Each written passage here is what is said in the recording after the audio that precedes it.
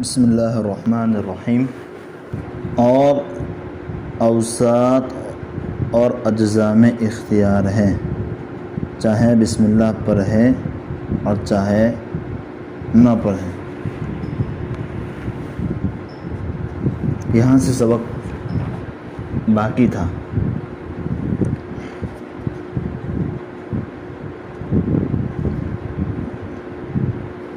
گزشتہ کل ہم لوگوں نے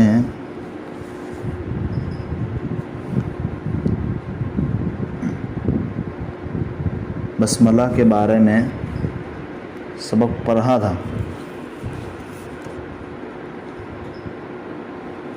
کیا پڑھا تھا لڑکوں؟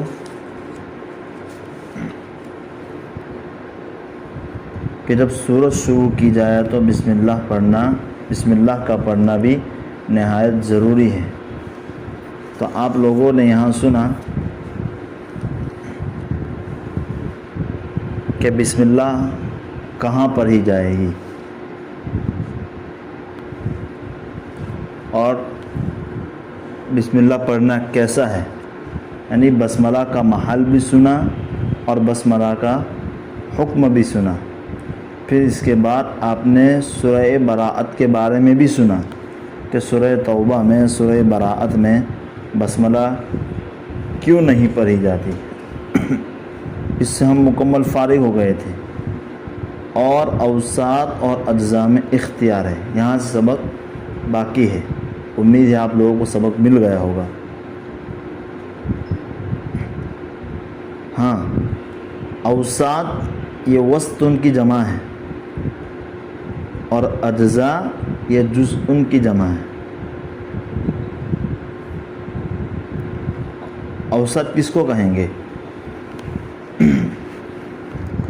اوسط سے مراد ہر سورت کی پہلی آیت کے بعد کی تمام آیتیں مراد ہیں۔ اوسط سے مراد ہر سورت کی پہلی آیت کے بعد کی تمام آیتیں۔ مثلا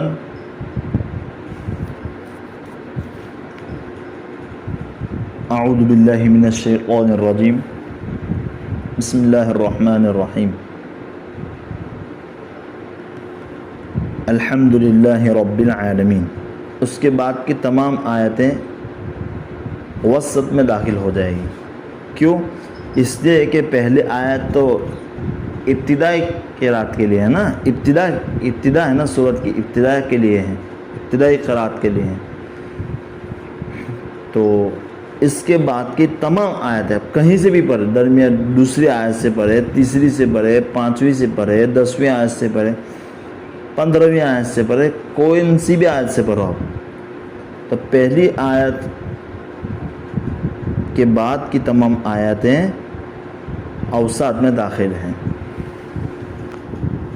بات سمجھ گئے؟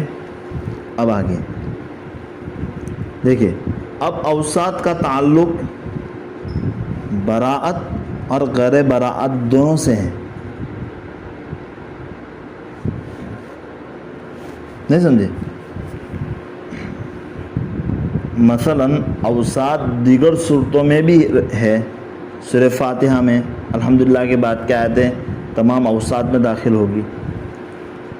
الف لام میم کے بعد ذالک الکتاب لا ریب فیہ، اس سب آیت اوساط میں داخل ہوگی۔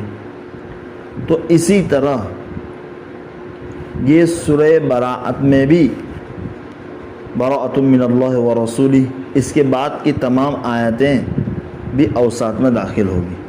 تو اس لیے اب اوساط کا تعلق براءت غیر براءت دونوں سے ہیں۔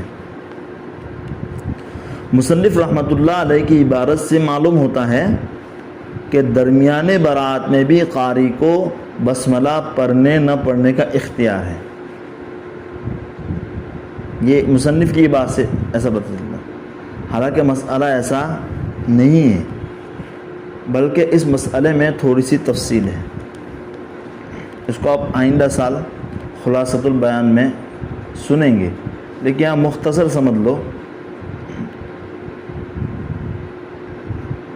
کہ مصنف سے عبارت سے تو یہ معلوم ہوتا ہے کہ براعت میں بھی قاری کو بسملہ پڑھنے نہ پڑھنے کا اختیار ہے، لیکن ایسا نہیں ہے، اس میں تھوڑی سی تفصیل ہے۔ مثلا جن لوگوں نے دیگر صورتوں کے اوساط میں بسملہ پڑھنے سے منع کیا ہے، جن لوگوں نے دوسری سورہ براعت کے علاوہ دوسری صورتوں کی بات ہے، دیگر صورتوں کے اوساط میں بسملہ پڑھنے سے منع کیا ہے، تو وہ لوگ سورہ براعت کے وسط میں بھی منع کرتے ہیں۔ یعنی دوسری کوئی بھی سورت آپ پڑھنا شروع کر رہے ہیں اور درمیان سے پڑھ رہے ہیں، تو جن لوگوں نے درمیان میں بسملہ پڑھنے کو منع کیا ہے تو سورہ براعت کے وسط میں بھی منع کرتے ہیں وہ لوگ۔ اور ایک جماعت کہتی ہے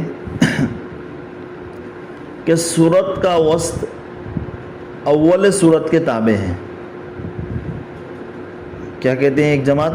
کہ سورت کا درمیان سورت کے شروع کے تابع ہے، یعنی ان کے نزدیک بھی توبہ کے وسط میں بسملہ نہیں پڑھی جائے گی۔ کیوں؟ کہ ابتدا میں نہیں ہے۔ نہیں سمجھے؟ اس کو آسان کر کے سمجھتے ہیں۔ دیکھیں، ایک جماعت ہے، ان کا خیال ہے کہ سورت کا درمیان بھی سورت کے شروع سورت کے تابع ہے، یعنی سورت کے شروع میں بسملہ ہے تو درمیان میں پڑھیں گے، اگر سورت کے شروع میں بسملہ نہیں ہے تو درمیان میں بھی نہیں پڑھیں گے۔ ٹھیک ہے؟ مثلا سورہ فاتحہ میں تو سورت کے شروع میں بسملہ ہے تو ہم اہدنا الصراط المستقیم سے پڑھیں گے تو وہاں بھی بسملہ پڑھیں گے کیونکہ سورت کے شروع میں ہے۔ لیکن سورہ توبہ کے درمیان سے اگر ہم پڑھتے ہیں تو بسملہ نہیں پڑھیں گے، کیوں کہ شروع سورت میں بسملہ نہیں ہے۔ یہ ایک جماعت کا کہنا ہے۔ ان کے علاوہ دوسری جماعت جو درمیان سے تلاوت کے وقت بسملہ پڑھنے کو مطلقاً درست مانتے ہیں، ان کے علاوہ دوسری جماعت کیا کہتی ہے؟ جو پہلی جماعت کے علاوہ جو درمیان سے تلاوت کے وقت بسملہ پڑھنے کو مطلقاً درست مانتے ہیں، یہ نہیں دیکھتے کہ شروع صورت میں بسملہ ہے یا نہیں ہے، مطلقاً درست مانتے ہیں، تو ان کے نزدیک اگر وسط براعت میں اس علت کا اثر باقی ہے جس کی وجہ سے ابتدائی صورت میں بسملہ نہیں پڑھی گئی تھی تو نہ پڑھے، اور جن لوگوں نے اس علت کا اثر وسط میں باقی تسلیم نہیں کیا ان کے نزدیک بسملہ بلا شبہ پڑھی جا سکتی ہے۔ بات سمجھے؟ دوسری جماعت کیا کہتے ہیں؟ درمیان سے تلاوت کے وقت بسملہ پڑھنے کو مطلقاً درست مانتے ہیں، مطلقاً درست مانتے ہیں۔ اگر ان کے نزدیک سورہ براعت کے درمیان میں اس علت کا اثر باقی ہے جس کی وجہ سے ابتدائی صورت میں بسملہ نہیں پڑھی گئی تھی تو وہ بسملہ نہیں پڑھیں گے، لیکن جن لوگوں نے اس کا اثر درمیان میں باقی تسلیم ہی نہیں کیا ہے تو ان کے نزدیک بسملہ بلا شبہ پڑھی جا سکتی ہے۔ بس اتنا سبق اگر سمجھ میں آ جائے تو کہہ دینا، اگر نہیں سمجھ میں آیا ہے تو ضرور اطلاع کر دیں، اس کو پھر سے سمجھیں گے انشاءاللہ، لیکن امید ہے کہ آپ لوگوں کو سبق سمجھ میں آ گیا ہو۔ بس مختصر آج اتنا ہی، لیکن ذرا سمجھے اور سمجھ کر یاد کرے اور اس کو سنانے کی مکمل سعی بھی کریں۔ کیا کہاں پھر سے اس کو سمجھ لیتے ہیں ہم کہ اوساط اور اجزاء میں اختیار ہے، چاہے بسملہ پڑھے یا نہ پڑھے۔ ہم نے کہا کہ اوساط سے مراد ہر صورت کی پہلی آیت کے بعد کی تمام آیتیں ہیں۔ اب اوساط کا تعلق براعت غیر براعت دونوں سے ہیں۔ دروازہ بند کر دو، آواز آ رہی۔